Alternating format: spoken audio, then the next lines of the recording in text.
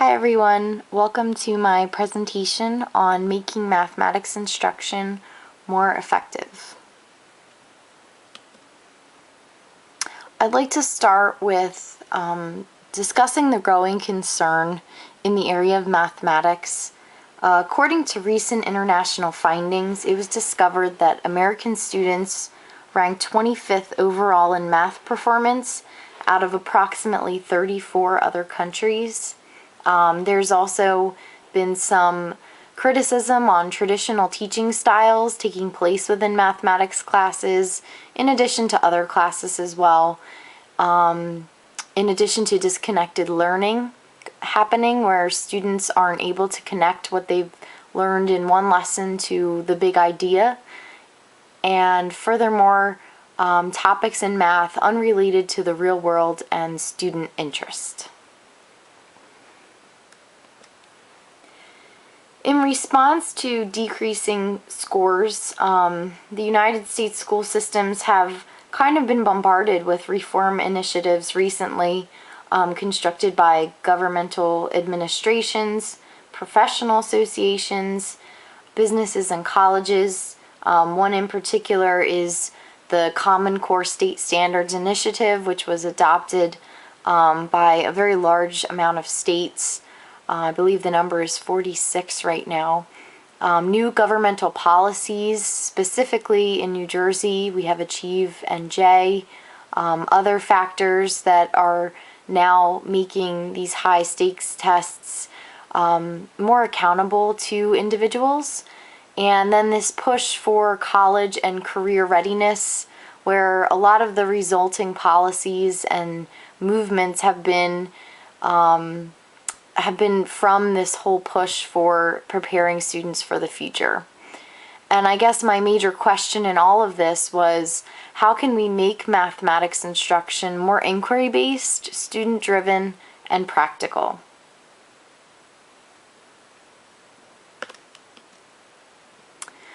The practical side of math in my particular district has been that we've been really trying to take a hold of the new math standards and really look at the meaning of them and how to interpret the changes in the rigor and how to address them within our lessons. We've also been introduced to a new evaluation model, Marzano, and there has been much resistance to change, the change happening. There's been a lack of professional development available to teachers simply because there have been so many changes, and sometimes I think that there's been a prioritization of certain changes over other changes, and also teachers they only have a certain period of time in the day to attend professional development opportunities.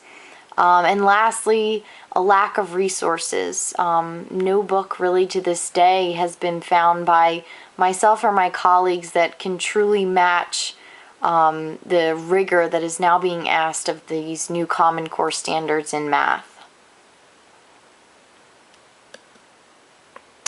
So the first one that I'm going to address is the resistance to change. I know, we've all spent time, especially in our change course, just kind of looking at how difficult it is to accomplish true change in an institution, especially the school systems.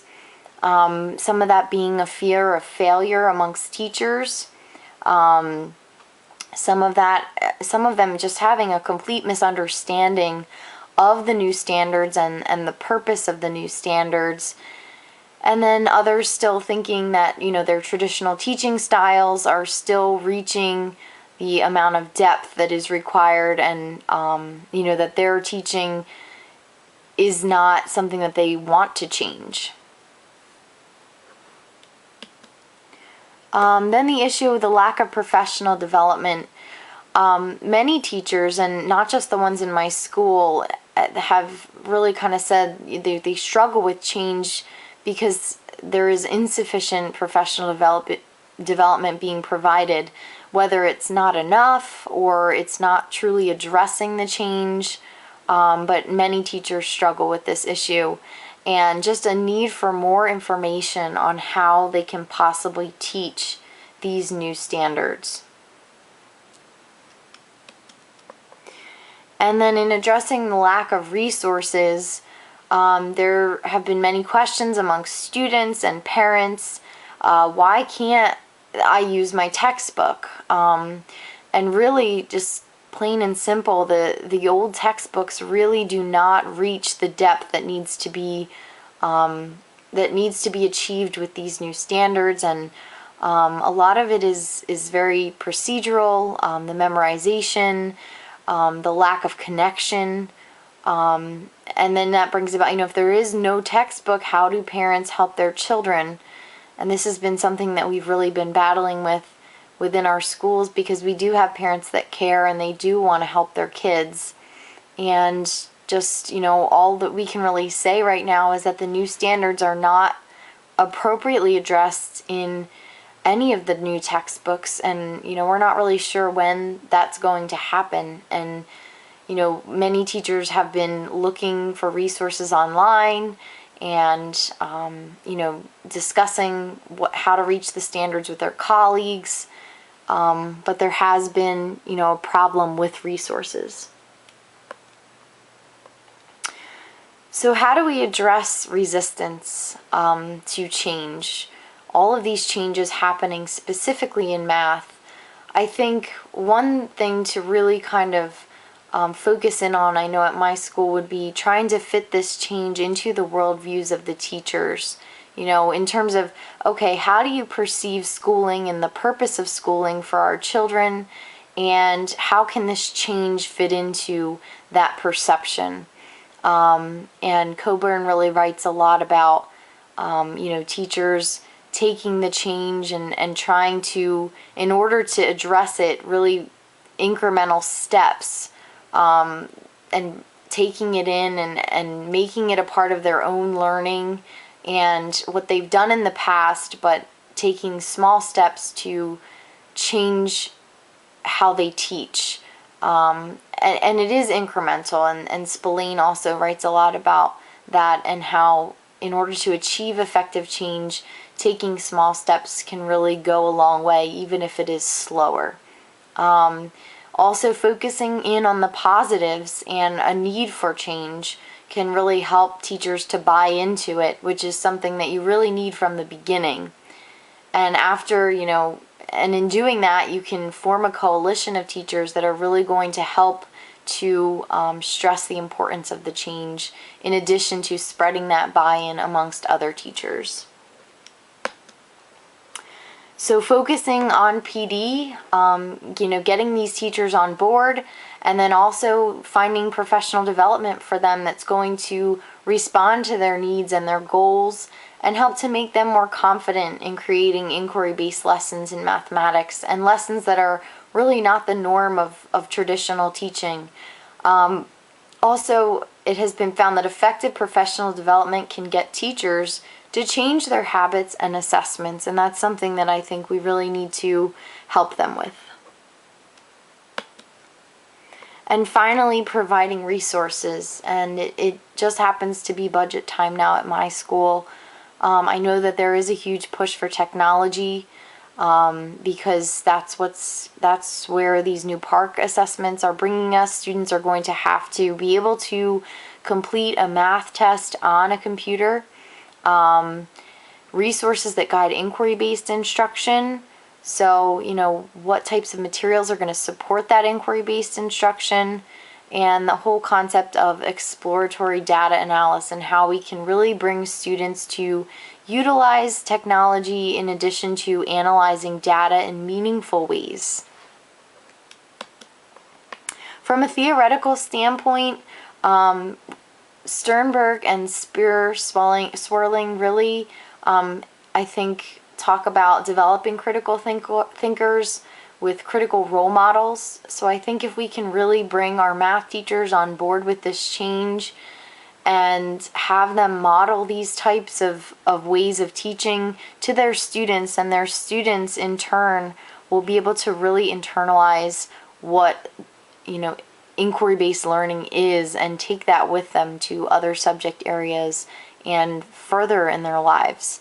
There's also this discussion of constructivism versus persuasive pedagogy, and where theorists talk about how, you know, there's a huge push for constructivism in many subjects today, but in mathematics, it might not be as appropriate, and they bring in this new theory of persuasive pedagogy, which really discusses how it is important for classes in math to have that discourse on the concepts that are being addressed, and having them really verbally talk about their reasoning and discussing how they're solving a problem with their group, having them evaluate one another and evaluate each other's answers and the different methods of going about doing the mathematics. And then a major thing, a difference between persuasive pedagogy and constructivism, is having them analyze their previous misconceptions in order to overcome them. Whereas in constructivism, they really just build off of their prior knowledge, and in some cases that might be misconceptions. But in persuasive pedagogy, the misconceptions are specifically addressed, and this is very important in mathematics. Adding inquiry-based learning in general, just some things of how teachers can address this is giving a purpose to learning concepts in math. Teachers really generating that investigative spirit where students might be analyzing data, but data that might be relevant to their lives. Cobb and McLean really talk about this in the one article in the Cambridge book about students looking at relevant data and really discussing how it is significant and how they can really figure out ways to connect it to their own lives and have a purpose for it. Also surveying students to design future lessons and just making numbers meaningful and relevant, like I just discussed, and then encouraging mathematical discourse. I'd like to just end this presentation just by restating the need for change in mathematics. Students no longer need skills in memorizing disconnected facts. There was a study done that they surveyed students in school and non-schooled students on memory tasks. And the major difference between the schooled and the non-schooled students were that schooled students could memorize disconnected facts. But if we think about that, where in life, other than a very few areas, is that going to be important? And I think we really need to just think about how we're going to develop more critical thinkers for a sustainable future. And in addition to this, how mathematical reasoning is a key component to active citizenship. And this can really go a long way for many equity issues. And then finally, here are some of my references for this presentation. Thank you very much for tuning in. I hope that you have enjoyed it. I have enjoyed this class a lot and being able to read all of your posts. So thank you very much and have a happy holiday.